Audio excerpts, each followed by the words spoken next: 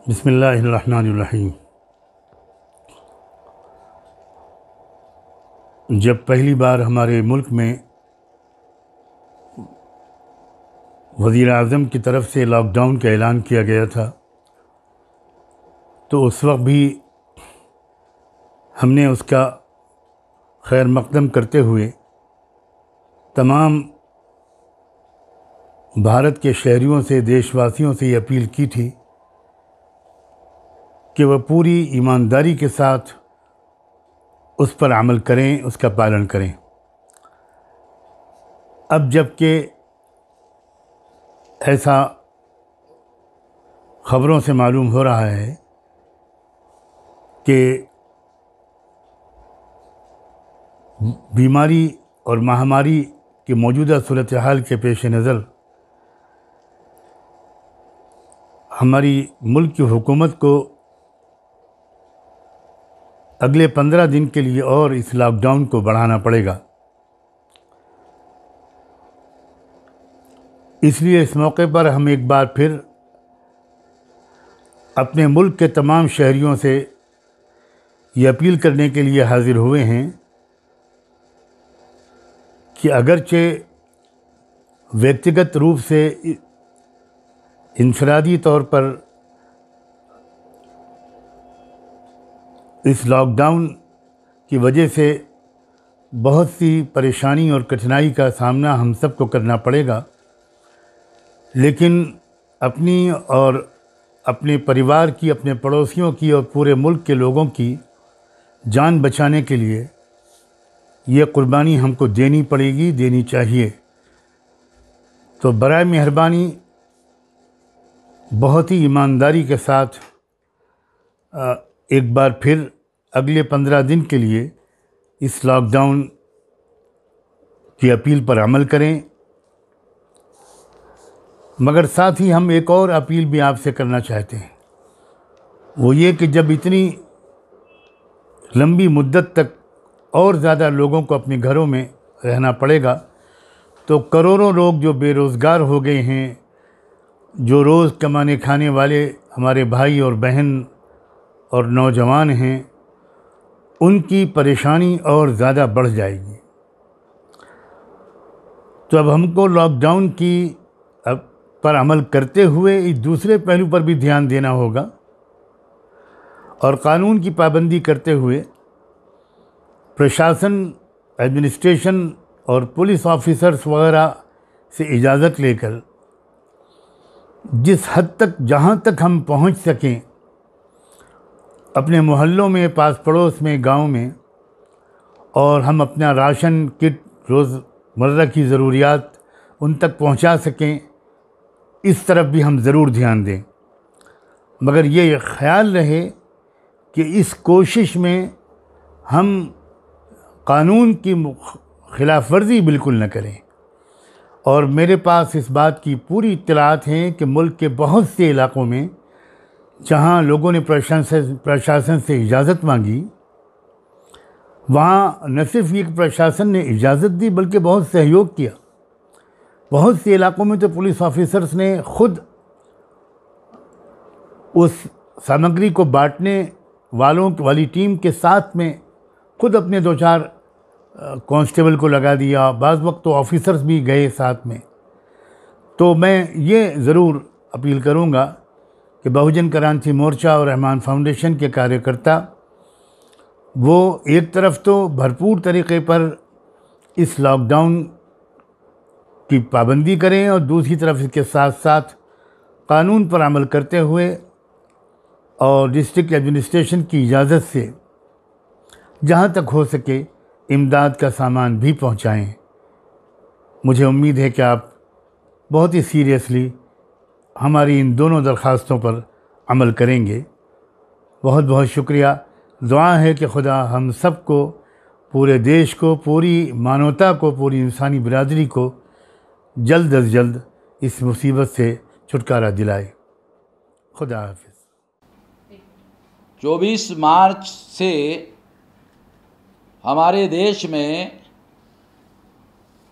Corona के विरोध में देशव्यापी लॉकडाउन किया जा रहा है। और कल 14 तारीख को एक लॉकडाउन समाप्त होने वाला था, मगर ऐसी संभावना है ज़्यादा से ज़्यादा कि ये लॉकडाउन बढ़ने वाला है, कम से कम 15 दिन, और 30 अप्रैल तक बढ़ने की ज़्यादा से ज़्यादा संभावनाएं हैं। पुराना अनुभव ध्यान में रखते हुए जब 24 तारीख को ये लॉकडाउन घोषित किया गया था, उस समय हमने लॉकडाउन का सारे देश भर में समर्थन किया था। मगर मैं दुख के साथ ये बात कहना चाहता हूँ कि असंगठित मजदूरों के लिए जो मदद करने का ऐलान किया गया था, वो मदद करने का काम नहीं किया गया।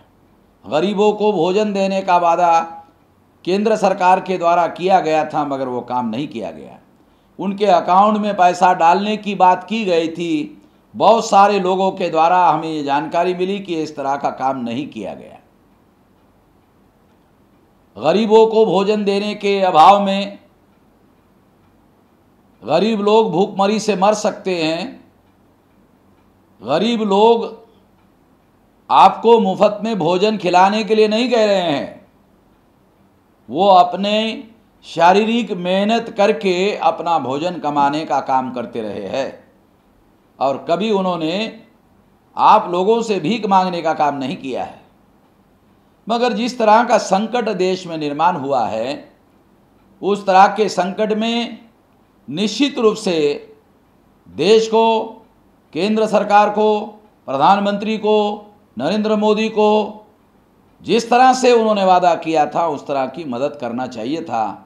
दुख के साथ कहना पड़ रहा है कि उन्होंने ऐसा गंभीरतापूर्वक करने का काम किया हो, ये दिखाई नहीं देता। उन्होंने इस काम को मॉनिटर किया हो, ऐसा भी दिखाई नहीं देता। पार्टी के कार्यक्रम में उन्होंने गरीबों को मदद करने की बात की, केंद्र सरकार के द्वारा गरीबों को मदद करने की बात की हो, और ऐसा कोई लिखित आदेश उन्होंने निकाला हो, ऐसी भी कोई बात उपलब्ध नहीं है। इसलिए ये बहुत दुख की बात है। इसके बावजूद भी दोबारा कोरोना की महामारी रोकने के लिए सोशल डिस्टेंसिंग मेंटेन करना जरूरी है, और इसके लिए 30 अप्रैल तक दोबारा लॉकडाउन का कार्यक्रम घोषित किया जाने वाला है। हम दोबारा इस बात का समर्थन करते हैं, मगर समर्थन करते वक्त केंद्र सरकार को, प्रधानमंत्री को यह आह्वान करते हैं कि असंगठित मजदूरों का ध्यान दिया जाए, गरीबों का ध्यान दिया जाए, राशन कार्ड वालों लोगों को राशन दिया जाए, जिनके पास राशन कार्ड नहीं है उनको राशन दिया जाए। केवल राशन से, गेहूं और चावल देने से काम नहीं होगा, उनको सब्जी पानी के लिए भी थोड़ी व्यवस्था किया जाए। ये मैं अपने तरफ से अनुरोध करता हूँ। दूसरी एक बात और है कि हम बामसेब का संगठन चलाते हैं राष्ट्रीय स्तर पर, भारत मुक्ति मोर्चा का संगठन चलाते हैं राष्ट्रीय स्तर पर। लगभग 31 राज्यों में, 542 जिलों में, 3,500 तहसीलों में, 22,000 ब्लॉक में और 1.5 लाख गाँव में, तो लाखों कार्यकर्ता हमारे फैले हुए हैं सारे देश भर में। उनसे मेरा करबद्ध प्रार्थना है और उसके साथ साथ निर्देश है कि अपने जेब से साधनों संसाधनों को इकट्ठा करो, और असंगठित मजदूरों को और गरीबों को, और जितना आप मदद कर सकते हैं उतना मदद करिए। उसके साथ साथ ये करते वक्त प्रशासनिक अधिकारियों के साथ कोऑर्डिनेशन करिए, और कोऑर्डिनेशन करते हुए ये मदद करने का काम करिए। बहुत जगह पुलिस वाले ऐसा करने के लिए मदद कर रहे हैं, बहुत जगह पुलिस वाले रोकने का काम कर रहे हैं। पुलिस वालों को और अधिकारियों को मेरा अनुरोध है कि वो ऐसा ना करे। संगठन के कार्यकर्ताओं को ऐसा करने के लिए, मदद करने के लिए पास दे दे, और जो काम करने वाले कार्यकर्ता है वो सोशल डिस्टेंसिंग मेंटेन करे, और जो सरकार के द्वारा निर्देश दिए गए हैं उन निर्देशों का सख्ती से पालन करे, और कोरोना का फैलाव करने में हम लोग कारण ना हो इसकी खबरदारी ले। इतना मैं आप सभी लोगों को अनुरोध करता हूं। इसके बावजूद भी जो प्रशासनिक अधिकारी और जो पुलिस वाले ऐसा नहीं करेंगे, मैं कार्यकर्ताओं को अनुरोध करता हूं लिखित रूप से हमारे पास कंप्लेंट करें, उनके खिलाफ हाईकोर्ट और सुप्रीम कोर्ट में केस दायर किया जाएगा। इतना मैं कहता हूं। आप लोगों ने मेरी बात को, मेरे अनुरोध को ठीक से समझा होगा, ध्यान से सुना होगा, और इस पर अमल करने की आप कोशिश करेंगे। इसके साथ साथ हम लोग हज़रत मौलाना सज्जाद नोमानी साहब का जो संगठन है रहमान फाउंडेशन, तो वाम से भारत मुक्ति मोर्चा, बहुजन क्रांति मोर्चा के साथ साथ रहमान फाउंडेशन के जो कार्यकर्ता हैं उनके साथ मिलजुल कर भी हम लोगों को काम करना चाहिए। मैं इतना ही अनुरोध करता हूँ। धन्यवाद। बिस्मिल्लाहिर्रहमानिर्रहीम। मुल्क जिन हालात से गुज़र रहा है उसका अंदाज़ा भारत के तमाम लोगों को अच्छी तरह हो चुका होगा। कोरोना वायरस की वजह से पूरी दुनिया मुसीबत में मुब्तला है, और ये अल्लाह का बड़ा फ़ज़ल है कि दुनिया के कई बड़े मुल्कों के मुकाबले में भारत के अंदर ये मुसीबत कम है। लेकिन जितनी भी मुसीबत है वो बहुत ख़तरनाक और बहुत बड़ी है, और हर शख्स अपनी जगह पर परेशान है। ख़ुद हुकूमतों को समझ में नहीं आ रहा है कि वो क्या करें, लेकिन इसका बुनियादी इलाज जो हुकूमत ने तजवीज़ किया है वो सोशल डिस्टेंसिंग है। साथ न बैठना, मिलजुल कर दूर रहना, और अगर सूखी खांसी, नज़ला, बुखार, बदन में दर्द है तो इसको छुपाना नहीं चाहिए, बल्कि डॉक्टरों से इलाज कराना चाहिए। मुल्क में लॉकडाउन चल रहा है और ये कहना मुश्किल है कि ये लॉकडाउन कब तक चलेगा, लेकिन जब तक ये लॉकडाउन है पूरे तौर पर लॉकडाउन में जो हिदायतें दी गई हैं उनकी पाबंदी करनी चाहिए हर एक भारतीय को, चाहे वो मर्द हों या औरत, बड़े हों या बच्चे। और पूरे मुल्क में इस परेशानी से निकलने के लिए अल्लाह से दुआ भी करनी चाहिए। हुकूमत की तरफ से जो हिदायतें दी जा रही हैं, डॉक्टरों की तरफ से जो हिदायतें दी जा रही हैं, उनकी पाबंदी करनी चाहिए। इसी में हम सब का भला है। इस नाजुक मौके पर जबकि लोगों के काम ख़त्म हो गए हैं, बड़े से बड़ा और छोटे से छोटा इंसान अपने घरों में है, जो लोग गरीब हैं, कारखानों में काम करने वाले रहे हैं, रोज़ाना कमाने वाले और ख़र्च करने वाले हैं, गांव देहात के अंदर जो लोग बड़ी कम पूंजी के अंदर ज़िंदगी गुजारने के आदी रहे हैं और उनकी बहुत बड़ी तादाद है, वो सब अभी दाने दाने को परेशान हो रहे हैं। और